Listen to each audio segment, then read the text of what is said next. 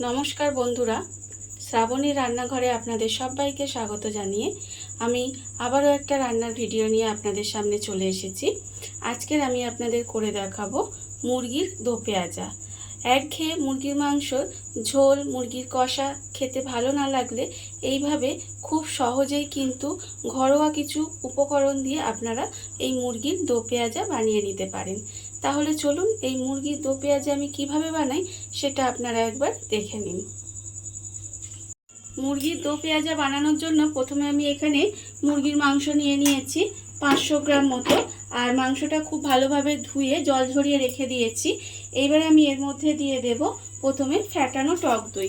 এখানে আমি ফ্যাটানো টক দই রেখে দিয়েছি। সেই ফ্যাটানো টক দইটা আমি এখানে প্রায় 3 চামচের মতো, বড় চামচের 3 চামচের মতো ফ্যাটানো টক দই এর মধ্যে দিয়ে দিলাম।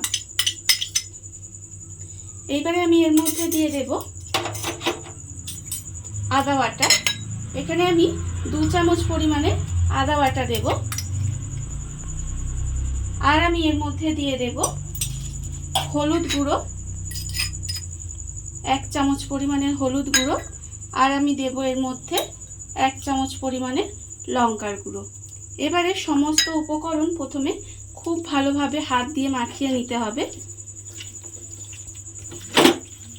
সমস্ত উপকরণ খুব ভালোভাবে মেখে নিয়েছি। এইবারে এই মাখাটা আমি 1 ঘন্টা ঢাকা দিয়ে রেখে দেব। 1 ঘন্টা আমার হয়ে গেছে। এইবারে আমি এটাকে সরিয়ে রেখে দেব।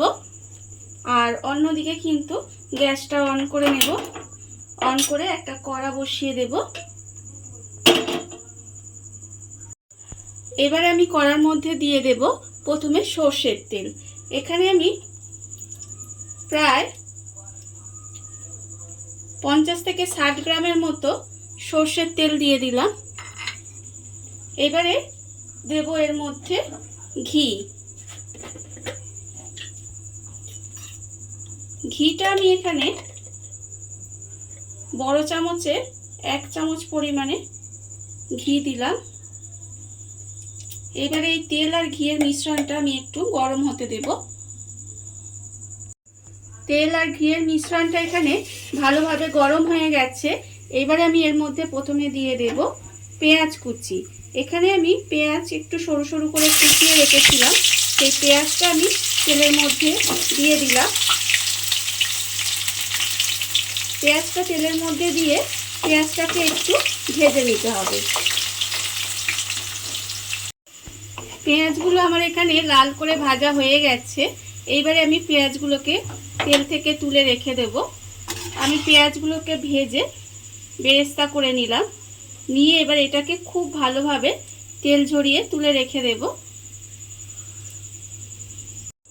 বেরেস্তাগুলো আমি তুলে রেখে দিয়েছি। এবারে আমি ওই তেলের মধ্যে দিয়ে দেব প্রথমে একটা তেজপাতা। আর আমি দিয়ে দেব এর মধ্যে গোটা গরম মশলা দিয়ে একটু নাড়াচাড়া করে ভেজে নেব।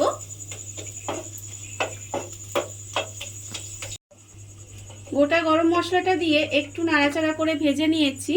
এইবারে আমি এর মধ্যে দিয়ে দেব রসুন বাটা।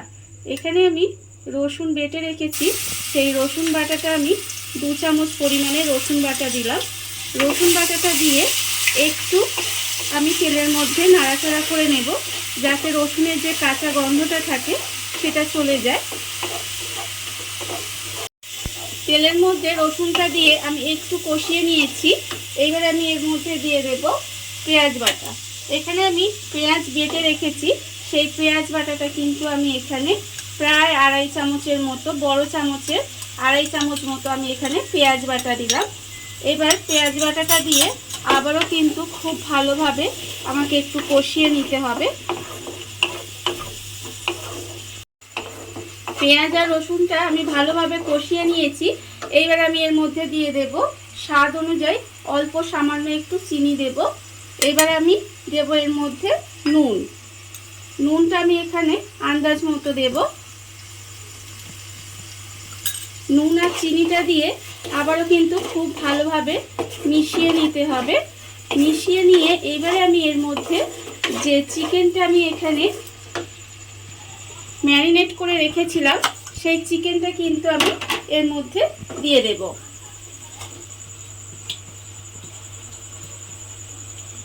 চিকেনটা আমি এর মধ্যে দিয়ে দিলাম।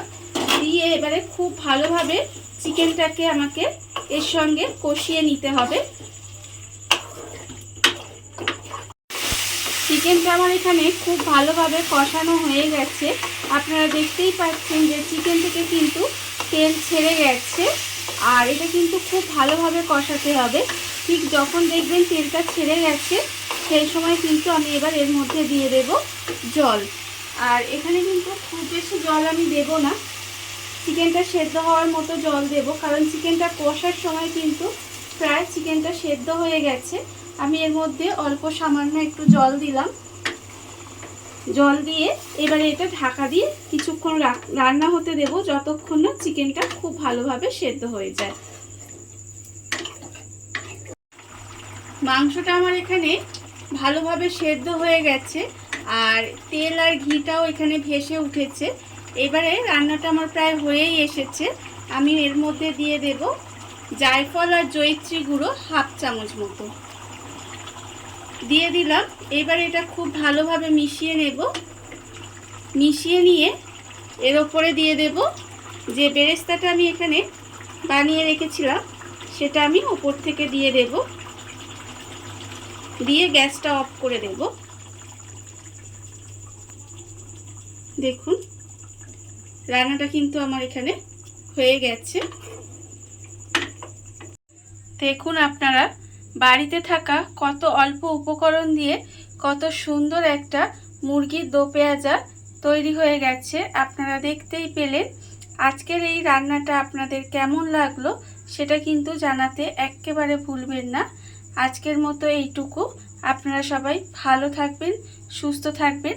আবারও হাজির হব নতুন কোনো রান্না নিয়ে।